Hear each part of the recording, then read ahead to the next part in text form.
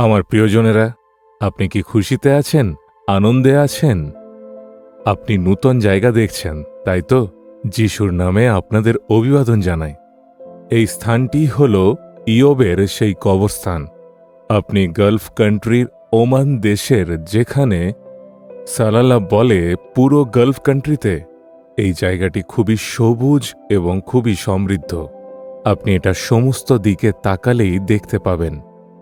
আপনি যদি সমগ্র আরব কান্ট্রিতে দেখেন তাহলে এই ধরনের সবুজ গাছপালা দেখতে পাবেন না। এখানে অনেক গাছ খুব সুন্দরভাবে ঈশ্বর আসতে দিয়েছেন। এখানে কিছু মাসে বর্ষার মতো বৃষ্টি পড়তে থাকে, যেটা খুবই ভালো লাগে। প্রভুরই সৃষ্টি এটা। এমনটা মানা হয় যে ইয়োব এখানেই জীবনযাপন করেন এবং তার ইতিহাস এখানেই আছে। আমিও এই বিষয়কে মানি। এখানে পুরো সৌদি আরবে যদি দেখেন এই ধরনের জায়গা কোথাও দেখতে পাবেন না। এখানেই আপনি এত হাজার হাজার উটকে আপনারা দেখতে পাবেন এবং গরু মোষ দেখতে পাবেন, গাধা দেখতে পাবেন আর ছাগল দেখতে পাবেন। এবং সৌদিতে এদিক ওদিক যে ফার্ম আছে সেখানে গরু রাখা আছে, বাইরে এমন নেই। কিন্তু শুধুমাত্র এই জায়গায় হাজার জন্তু আপনারা দেখতে পাবেন। ইয়োবের ইতিহাস যদি দেখেন, ইয়োবের কাছেও অনেক পশু ছিল এবং অনেক দাস দাসী তার কাছে ছিল। সেই কারণে ইয়োবের থাকার কথা এখানে বলা হয়, আর তার কবরস্থানকেও এখানে বানানো হয়।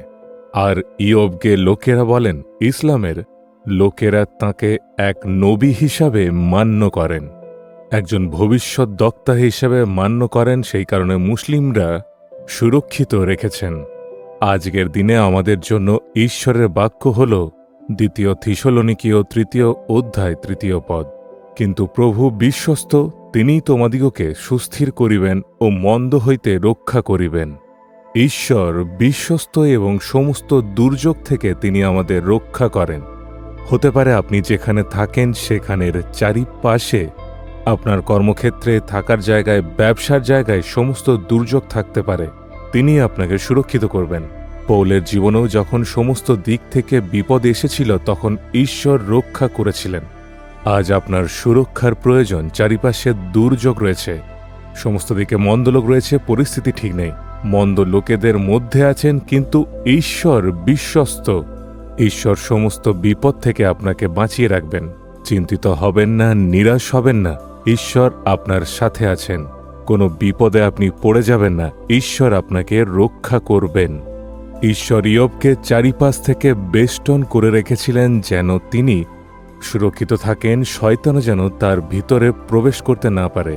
প্রভুর বাক্য বলে, প্রভু বিশ্বাসযোগ্য এবং আপনাকে চারিদিকে এবং সমস্ত অমঙ্গল বিপদ থেকে রক্ষা করবেন। আপনার সুরক্ষা প্রভুর হাতে আছে। তাহলে শয়তান কিভাবে ইয়োবের জীবনে এসেছিল? ঈশ্বর তার জীবনে আসার অনুমতি দেন এবং তারপরে ঈশ্বর ইয়োবকে দ্বিগুণ আশীর্বাদ দেন। তারপরে শয়তানকে স্পর্শ করার আর কখনোই অনুমতি দেননি। ঈশ্বর শয়তানকে একবার সুযোগ দিয়েছিলেন, কেননা শয়তান প্রভুর কাছে চ্যালেঞ্জ করেছিল। সেই কারণে ঈশ্বর তা মেনেছিলেন। তারপরে আর কখনোই প্রভু অনুমতি দেননি। আপনার জীবনেও প্রভু কখনো অনুমতি দিবেন না। ভয় করবেন না এবং বিশ্বাস করবেন, আমার ঈশ্বর বিশ্বাসযোগ্য, তিনি আমার রক্ষা করবেন। ঈশ্বর আপনার রক্ষা করবেন। আমার জীবনের 50 বছরের অভিজ্ঞতায় আমার বিরুদ্ধে, আমার সেবা কাজের বিরুদ্ধে এত লোক বিরোধিতা করে, কত আমাকে চ্যালেঞ্জ করেছিল, আমাকে হুমকি দেয় আর আমাকে শেষ করার কথা ভাবে। কিন্তু ঈশ্বর আমার সাথে ছিলেন, আমাকে পড়ে যেতে দেননি, আমাকে শেষ হতে দেননি। ঈশ্বর সর্বদা আমার রক্ষা করেন। সম্পূর্ণ বিশ্বাসে আজ বলুন, ঈশ্বর আপনাকে রক্ষা করবেন এবং আজই করবেন। হে প্রভু, আমি বিশ্বাস করি তুমি আমাদের জীবনে বিশ্বস্ত প্রভু। আমাদেরকে তুমি শয়তানের দ্বারা স্পর্শ হতেই দেবে না। তুমি আমাদের রক্ষা করো। যিশুর নামে আমেন, আমেন।